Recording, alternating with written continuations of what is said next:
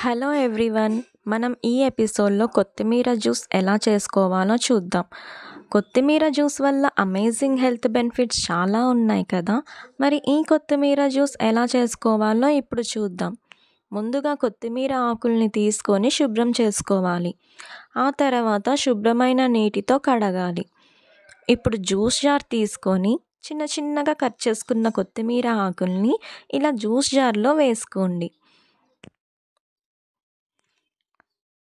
ఇప్పుడు ఇందులో కొంచెం ఉప్పు, మీకు కావాల్సినన్ని నీళ్లు పోసుకొని గ్రైండ్ చేసుకోవాలి.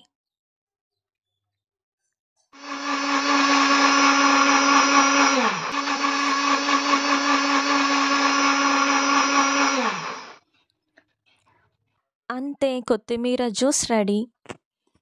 మీరు ఇలా పచ్చి కొత్తిమీర రసం పిప్పితో తాగగలిగితే ఇలా డైరెక్ట్గా తాగవచ్చు. లేదు మేము ఇలా పిప్పితో తాగలేకపోతున్నామని అనుకుంటే మాత్రం ఇలా ఈ జ్యూస్ని స్ట్రైనర్తో ఇలా ఈ పిప్పిని వడగట్టుకొని తాగండి. ఇందులో కొంచెం నిమ్మకాయ రసం వేసుకొని తాగండి. చాలా అంటే చాలా టేస్టీగా ఉంటుంది.